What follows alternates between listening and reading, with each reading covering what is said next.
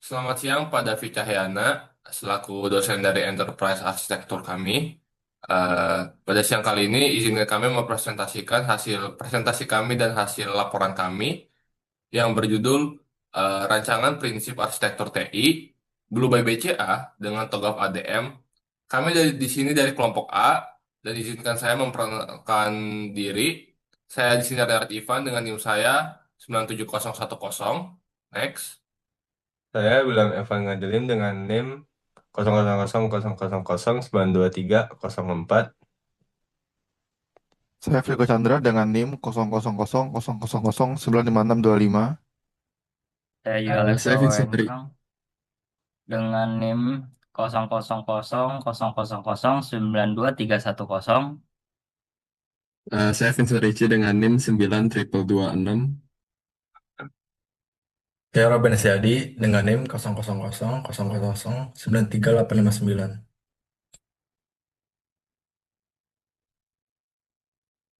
Oke, izinkan saya menjelaskan latar belakang kami memilih Blue by BCA sebagai topik kami. Yang pertama, sebagai bank digital, Blue by BCA Digital menghadapi cukup banyak tantangan TI yang signifikan, seperti fragmentasi sistem dan kebutuhan skalabilitas, yang memerlukan pendekatan arsitektur yang cukup terstruktur. Yang kedua, tujuan utamanya adalah menciptakan prinsip dan juga tata kelola yang konsisten untuk menghasilkan sistem yang lebih efisien, aman, dan juga patuh terhadap regulasi yang ada. Next. Berikut adalah project initiation dan scoping dari kami. Milestone kami yang berdasarkan dari architecture vision, fase architecture vision dari TOGAF. Yang pertama ada project initiation, defining roles for team members decides on the topic, lalu preliminary, builds basic principles, AGM dan SIB, lalu yang ketiga architecture vision, develop architecture vision untuk Blue BBCA, dan yang terakhir bisnis arsitektur yaitu high level architecture model. Next. Berikut adalah preliminary, dan bisa dilihat dari bagian kanan ada tabel user rating bank digital. Di sini dapat dilihat ada beberapa brand bank digital seperti Neobank, Genius, Blue juga yang kita sedang bahas, Jago, TMRW, dan lain-lain. Dan juga domain websitenya, usernya, dan ratings para penggunanya setelah mengguna brand dari bank digital tersebut. Bank Blue by BC Digital mendapati rating yang paling tinggi. Prinsip dasar IT arsitektur. Kepuasan nasabah di atas segalanya. Skalabilitas dan fleksibilitas, interoperabilitas dan integrasi. Lalu yang kedua, sistem informasi pada bisnis.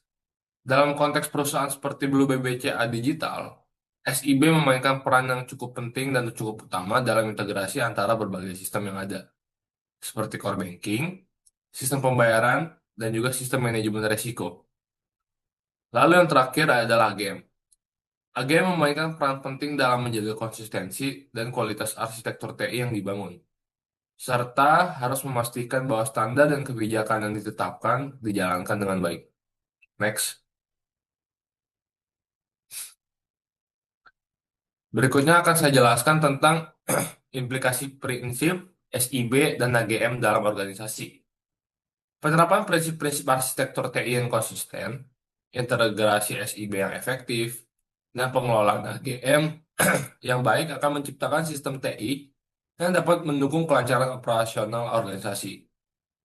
Yang pertama ada sistem yang responsif dan tangguh, lalu kedua optimalisasi dan peningkatan pengalaman, lalu yang ketiga keamanan dan kepatuhan terjaga. Next. Oke, lanjut ke bagian architecture vision di mana Blue Byte BCA harus mampu mendukung kebutuhan bisnis mereka sekaligus juga mengikuti regulasi-regulasi yang berlaku. Secara garis besar, semua manajemen dan divisi di Blue Byte BCA harus mengikuti satu satu visi dan misi yang sama, di mana di sini manajemen sebagai pengambil keputusan, tim TI sebagai pengembang, OJK sebagai regulator, nasabah sebagai pengguna, dan juga mitra teknologi atau fintech di sini sebagai pihak eksternal yang membantu Blue BBCA mewujudkan integrasi layanan sesuai dengan visi arsitektur mereka. Next. Di sini ada kebutuhan bisnis atau drivers and goals. Di sini ada pendorong dari Blue by BCA, di mana mereka harus mengikuti regulasi dari OJK dan juga Undang-Undang PDP yang harus dipatuhi oleh Blue BBCA. Kemudian juga perubahan perilaku masyarakat ke area layanan perbankan digital. Kemudian ada juga pertumbuhan transaksi dan juga jumlah pengguna aplikasi yang semakin berkembang. Dan yang terakhir ada kebutuhan efisiensi biaya operasional melalui proses digitalisasi yang meningkatkan efektivitas dari semua proses tersebut. Kemudian lanjut ke tujuannya, di mana Blue by BCA harus mampu menyediakan layanan digital yang konsisten, cepat, dan aman agar bisa tetap bersaing. Kemudian juga mengintegrasikan seluruh sistem internal maupun eksternal supaya tetap bisa di skalabilitas. Kemudian ada menghadirkan arsitektur yang fleksibel untuk mendukung inovasi produk baru. Dan yang terakhir, Blue BBC juga harus mampu menjaga kepuasan nasabah di tengah persaingan industri perbankan digital. Next. Di sini ada high level architecture model, di mana kita menggambarkan model ini dengan 3 layer. Yang pertama adalah layer teknologi. Layer teknologi ini didukung oleh infrastruktur cloud dan juga sistem keamanan data. Layer teknologi ini berperan sebagai landasan dalam high level architecture model karena layer teknologi ini memberikan gambaran untuk arah yang diambil oleh Blue by BCA ke depannya. Kemudian ada layer aplikasi, di mana layer ini itu terdiri dari aplikasi mobile, sistem perbankan digital, dan juga integrasi API. Dan yang terakhir ada lapisan bisnis atau lapisan yang paling penting karena lapisan bisnis ini mencakup proses bisnis inti seperti pembukaan rekening digital dan juga transfer dana. Tanpa lapisan ini, lapisan yang lain tidak akan dapat terintegrasi di dunia nyata dengan baik. Next. Di sini juga ada benefit dan value realization, di mana inti dari tabel ini adalah memvisualisasikan benefit dan juga nilai-nilai apa yang didapatkan oleh nasabah, perusahaan, regulator, dan bisnis. Contohnya nasabah ingin mendapatkan pengalaman pengguna yang lebih cepat, konsisten, dan juga aman. Perusahaan ingin meningkatkan efisiensi biaya operasional melalui integrasi sistem. Regulator juga ingin mengikuti kepatuhan penuh terhadap regulasi-regulasi di dunia perbankan digital. Dan juga bisnis ingin meningkatkan skalabilitas mereka menghadapi lonjakan transaksi. Next.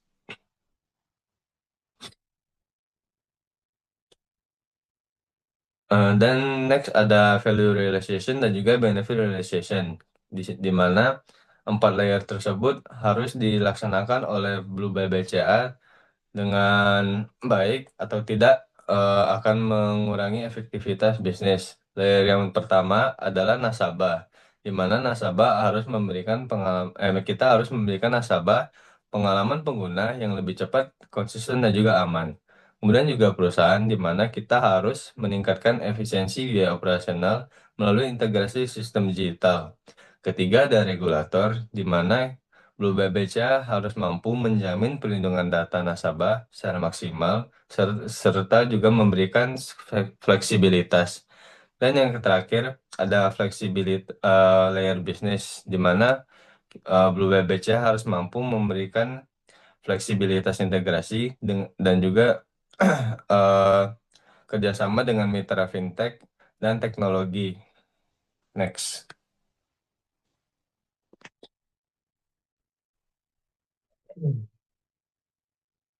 Oke, selanjutnya masuk ke dalam bagian keterkaitan dengan prinsip arsitektur atau primary price-nya. Yang di sini ada 3 aspek. Yang pertama dari kepuasan nasabah di atas segalanya, yang berkaitan dengan skalabilitas dan fleksibilitas, dan juga untuk interoperabilitas dan integrasi. Nah, di sini bahwa arsitektur bisnis biasa ini saling terhubung satu sama lain yang mencakup seperti registrasi nasabah, layanan transaksi, manajemen tabungan, dan juga produk investasi dalam Blue BCA tersebut. Nah, setiap fungsi ini tersebut juga melibatkan masing-masing stakeholder yang mulai dari nasabah itu sendiri dan juga adanya pengawasan dari OJK tersendiri hingga customer service yang berperan aktif dalam menjaga kepuasan nasabah. Penekanan ini cukup penting dan efisien bagi kepuasan nasabahnya, menjadi salah satu inti fungsi dari prinsip arsitektur dalam Blue BCA tersebut. Boleh next.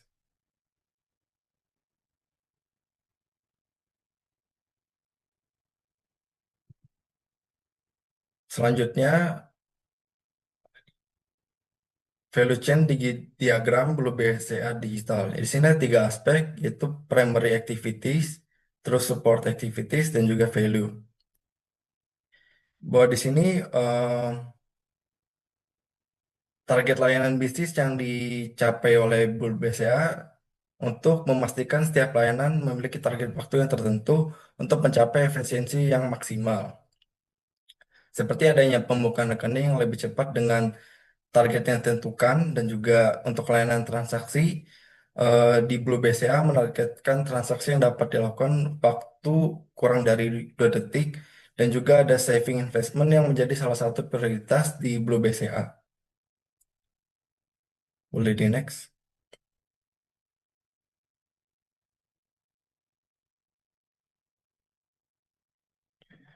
Selanjutnya ada primary activities. Di sini ada tiga table. Yang pertama dari aktivitasnya untuk onboarding and AKC yang dihasilkan melalui proses pembukaan rekening digital secara otomatis dan juga lebih cepat melalui mobile dan juga sistem TI pendukung mulai dari Blue Besa mobile app dan juga AKC API.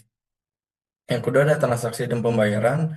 Di sini layanan transfer antar bank, QRIS dan juga pembayaran tagihan ini didukung oleh sistem TI seperti core banking system dan juga payment gateway.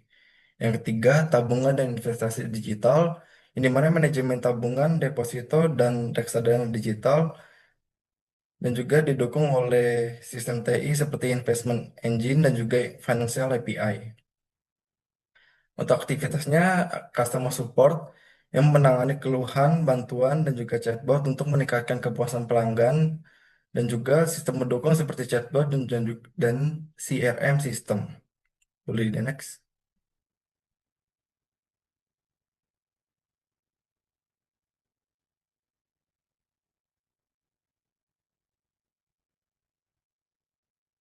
Untuk value chain diagram Blue BCA digital untuk support activity-nya, di sini ada aktivitas manajemen risiko dan juga governance yang menghasilkan monitoring transaksi dan juga pemenuhan regulasi dan juga sistem TI yang mendukung seperti risk monitoring system dan juga compliance dashboard.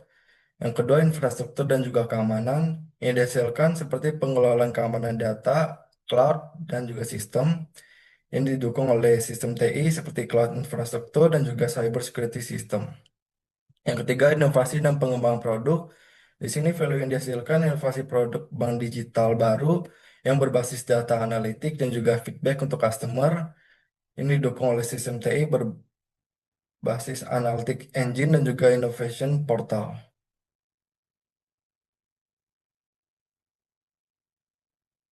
Boleh next. Untuk bisnis arsitektur baseline business function, yang pertama ada fungsi untuk registrasi dan verifikasi nasabah baru yang melibatkan nasabah dan juga OJK dengan proses pendukung IKC serta verifikasi dokumen customernya. Yang kedua ada fungsi utama seperti layanan transaksi yang melibatkan nasabah dengan proses pendukung otorisasi, transaksi dan juga settlement. Yang ketiga ada fungsi untuk manajemen tabungan dan juga produk investasi yang melibatkan nasabah dan juga tim produk dengan proses pendukung pengelolaan saldo dan juga portofolio customer. Yang keempat dan terakhir, fungsi untuk bantuan dan komplain via aplikasi yang melibatkan nasabah dan juga customer service dengan proses pendukung oleh chatbot serta tiket layanan customer service.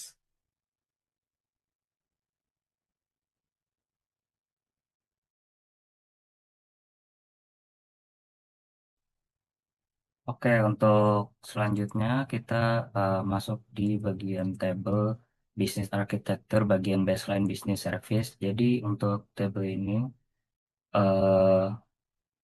table ini sendiri terdapat 4 kolom di sini, yang dimana ada 4 servisnya, di mana yang pertama itu digital account opening. Jadi objektifnya itu memudahkan registrasi dan untuk outcome sendiri yaitu rekening aktif secara online dan stakeholdernya dari nasabah. Dan yang kedua, jadi untuk di sini stakeholder semua tuh dari nasabah. Jadi lanjut saja yang kedua ada fund transfer dan payment, yang dimana ini memfasilitasi transaksi dan outcome itu transaksinya bisa dilakukan secara real time. Dan yang ketiga itu ada digital saving dan investment, yang dimana objektifnya diversifikasi produk keuangan, yang outcome-nya itu tabungan dan investasi digital.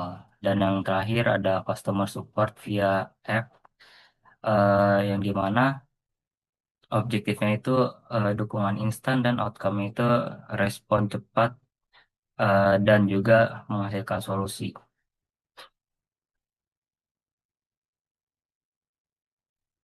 Oke, untuk selanjutnya di sini ada bisnis service karakteristik. Jadi layanan bisnis ini memiliki 4 karakteristik yang saling terhubung. Jadi di sini ada karakteristik dari ada 4 karakteristiknya, kayak ada pembukaan rekening, tabungan dan investasi, transfer dan pembayaran, dukungan pelanggan. Jadi untuk pembukaan rekening sendiri itu ada ketentuannya seperti wajib KYC, KYC berbasis aplikasi, patuhi regulasi OJK atau UPDP. Dan untuk bagian tabungan dan investasi itu terdapat online dan sebagainya macamnya. Fleksibel, risiko pasar, regulasi, dan juga untuk bagian transfer pembayaran. Di sini ada real time, multi channel, otorisasi, monitoring fraud, dan dukungan pelanggannya itu ada AI chatbot, agent, dan SLA respon eh, lebih dari kurang dari 5 menit. Next. Nah, di sini ada table dari organization structure and unit. Jadi untuk bagian ini terdapat 4 organization unit, yang dimana yang pertama itu digital banking operations, yang dimana responsibility-nya itu melakukan operasional layanan harian, dan untuk related functions-nya itu pembukaan rekening dan transaksi. Dan untuk yang kedua itu ada Risk and Compliance Division, yang dimana responsibility-nya itu kepatuhan dan mitigasi risiko, related function-nya compliance audit. Dan yang ketiga itu ada Product and Innovation Division, yang dimana responsibility-nya pengembangan produk dan related functions-nya tabungan dan investasi. Dan untuk yang terakhir, organization unitnya terdapat IT and Security Division, yang dimana responsibilitasnya mereka itu melakukan pengelolaan infrastruktur dan keamanan, yang dimana related functionnya itu di bagian data management dan security. Next. Hmm. Dan di sini ada bisnis architecture bagian user satisfaction-nya. Di sini ada 4, yaitu ada 4 bagian, ada 5 poin. Jadi yang pertama itu ada bagian keamanan, yang dimana ini eh, sebagai peningkatan monitoring fraud yang diperlukan. Dan yang kedua itu ada kecepatan layanan yang dimana itu delay saat traffic tinggi. Dan yang ketiga itu ada kemudahan akses, mulai dari UI UX perlu pembaruan. Dan yang keempat itu ada dukungan nasabah, yang dimana mungkin responnya lambat saat volume tinggi. Dan yang terakhir itu ada kualitas layanan, kinerja layanan secara keseluruhannya, itu yang dilihat. Next. Oke, di sini target business functions-nya terdapat 4 bagian. Yang pertama itu ada pembukaan rekening otomatis. Jadi seharusnya dengan pembukaan rekening otomatisnya jadi kayak akan ada full automation dengan AI, OCR dan biometrik untuk proses yang lebih cepat lagi. Dan untuk transfer and payments smart routingnya jadi kayak akan melakukan optimasi jalur transaksi untuk efisiensi yang lebih baik lagi. Dan di sini ada tabungan investasi yang terintegrasi, yang dimana di sini terdapat multi produk dalam satu aplikasi yang meningkatkan engagement. Dan yang terakhir itu ada customer support omni-channel, yang dimana itu bisa melakukan dukungan via app chat, voice, eh, dan voice juga untuk meningkatkan kepuasan nasabah.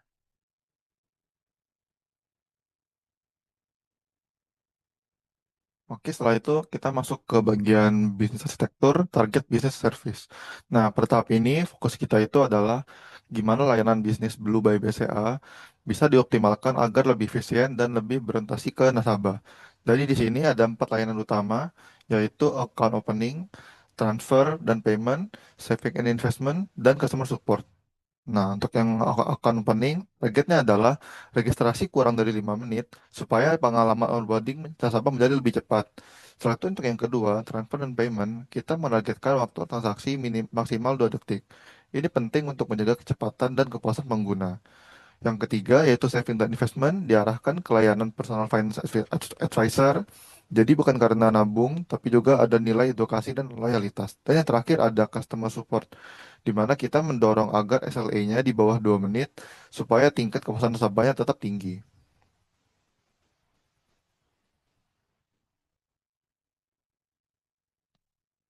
Setelah itu kita masuk ke Business Service Capability Mapping. Nah, peta ini menunjukkan tingkat kematangan atau maturity dari tiap kapasitas layanan bisnis. Misalnya pada digital onboarding, sekarang ada di level medium dan targetnya meningkat jadi high, agar proses registrasi menjadi makin cepat lagi. Setelah itu yang kedua, ada transaction processing yang udah termasuk ke golongan tinggi, tetapi targetnya dinaikkan ke very high, dengan optimalisasi sistem yang real time dan peningkatan throughput. Yang ketiga ada financial advisory, ya yang dimana masih di level rendah karena belum sepenuhnya terotomatisasi. Targetnya kita akan menaikkan ke level medium lewat implementasi robot advisor. Satu yang terakhir ada customer engagement, di mana kita akan meningkatkan dari medium ke high dengan strategi omnichannel yang responsif dan personal.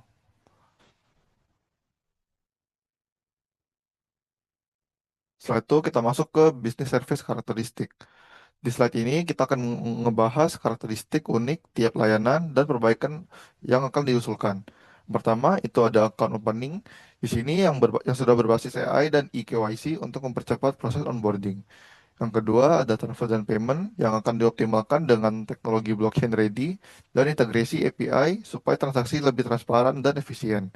Yang ketiga, ada saving dan investment yang mengadopsi robot advisor untuk personalisasi rekomendasi keuangan. Yang terakhir ada customer support yang dikembangkan ke arah omnichannel system biar pengguna bisa akses dukungan dari berbagai platform dengan respon yang cepat. Setelah itu kita masuk ke organization structure and units. Nah, struktur organisasi ini mendukung transformasi digital blue. Dan ada 4 unit. Yang pertama itu ada Ops Digital yang mana fokusnya adalah ke otomatisasi proses untuk efisiensi biaya. Yang kedua ada Risk and Compliance yang bertanggung jawab memastikan kepatuhan regulasi secara real time. Yang ketiga Product and Innovation berfungsi sebagai agile squad untuk mempercepat time to market produk baru. Dan yang keempat ada IT and Security memastikan sistem berjalan di infrastruktur multi cloud dengan keamanan dengan AI. Setelah itu kita masuk ke Organization and Component Mapping. Nah, bagian ini menjelaskan gimana sih tiap komponen teknologi itu berhubung dengan bisnis yang ada. Misalnya core banking dan payment gateway berada di bawah IT dan security karena mereka menangani transaksi dan pembayaran yang sifatnya kritikal. Dan risk monitoring sistem berada di unit risk and compliance untuk mendeteksi fraud secara real time. Sementara chatbot AI dikembangkan untuk digital ops untuk mendukung customer support.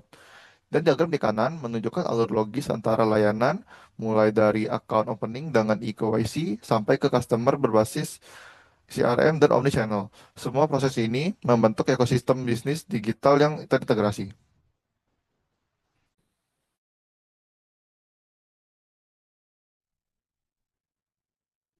Oke, berikutnya kita masuk ke tabel target bisnis arsitektur yang ada di kiri.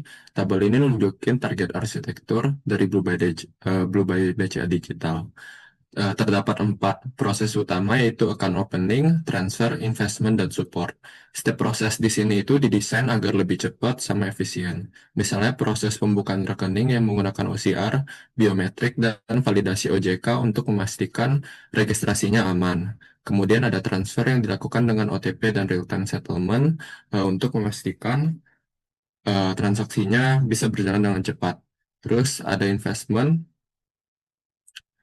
yang difokuskan pada kemudahan membeli produk dan perhitungan resiko. Terakhir ada layanan support yang menggunakan chatbot sama agent untuk memberikan respon yang instan. Terus di bagian sebelah kanan ini terdapat diagram proses steps map to environment, di mana di bagian ini kita visualisasikan proses bisnis yang sudah dijalankan tadi. Yang pertama itu ada onboarding cloud infrastructure, di mana tempat proses pendaftaran dan autentifikasi berjalan. Kedua ini ada core banking system yang menangani transaksi, rekening, dan data keuangan utama. Ketiga ada payment dan transfer infrastruktur untuk mengatur proses pengiriman uang. Terakhir ada multi-channel infrastruktur yang mencakup mobile app, website, chatbot, hingga sistem. Next. Di bagian berikutnya ini ada diagram lagi untuk proses steps map to people, di mana di gambar ini kita menunjukkan gimana hubungan orang atau peran di organisasi. Di sini kita bisa lihat bagaimana nasabah, customer support, compliance, sama product manager ini bekerja dalam satu alur yang sering terhubung. Misalnya nasabah melakukan input data, kemudian sistem melakukan verifikasi yang dapat memicu tindakan berikutnya oleh compliance officer. Terus berikutnya ada product manager yang melakukan validasi produk sama tim risiko yang melakukan monitoring transaksi. Tujuannya adalah untuk memastikan kolaborasi atau kerjasama antar peran ini berjalan efisien, terus tidak ada duplikasi pekerjaan, dan setiap langkah di sini itu punya penanggung jawabnya masing-masing. Next. Di diagram berikutnya ini, arsitektur arsitektur bisnis itu digambarkan lebih detail dari sisi infrastruktur. Eh, Bisa kita lihat setiap permintaan yang masuk itu melewati API gateway dulu, terus lapisan keamanan berupa fraud AI detection untuk mendeteksi transaksi yang mencurigakan. Terus jika ada indikasi fraud, sistem langsung memblokir permintaan tersebut. Berikutnya itu ada multi-cloud infrastruktur dan disaster recovery yang diterapkan untuk menjaga layanan lebih tetap aktif. Jadi kalau layanan utamanya gagal, sistem otomatis ini beralih ke recovery region lain agar nasabah tetap bisa mengakses layanannya. Next. Slide ini kita menampilkan pembagian tanggung jawab dari unit kerjanya masing-masing. Yang pertama itu e-KYC yang ditangani oleh Ops Digital sama IT Security. Terus proses transfer itu ditangani oleh IT Security, Risk and Compliance. Bagian investment ditangani oleh Product dan Innovation. Sama yang terakhir ini support ditangani oleh Ops Digital lagi. Terus di bawah terdapat tabel physical business komponen, di mana komponen ini ada 4. Yang pertama core banking, payment gateway, chatbot AI, sama risk monitoring. Untuk penanggung jawabnya masing-masing ada IT security untuk core banking dan payment gateway, terus ops digital untuk chatbot AI, dan risk and compliance untuk risk monitoring. Boleh di next. Di slide ini nunjukin keterkaitan antar elemen dalam arsitektur bisnis, serta manfaatnya masing-masing. Misalnya, untuk service ini berhubungan dengan proses dan account opening, terus proses juga bisa mendapatkan hubungan timbal balik antara function dan roles compliance sampai ke compliance officer. Terus terakhir ini antara roles, unit, sales agent, sama ops digitalnya. Di bawahnya ini terdapat tabel yang menunjukkan benefit dari transformasinya masing-masing. Boleh di next. Kesimpulannya dengan TOGAF ADM, Blue by BCA Digital ini diharapkan bisa mengatasi masalah fragmentasi sistem, skalabilitas, dan keamanan. Dan rancangan ini fokus pada kepuasan nasabah, integrasi sistem, dan efisiensi layanan. Layanannya ditingkatkan menjadi lebih cepat, aman, sama modern lewat AI, blockchain, dan omnichannel. Hasilnya, Blue BBCA punya arsitektur TI yang terintegrasi, adaptif, dan kompetitif di dunia perbankan digital. Sekian presentasi dari kelompok A, terima kasih.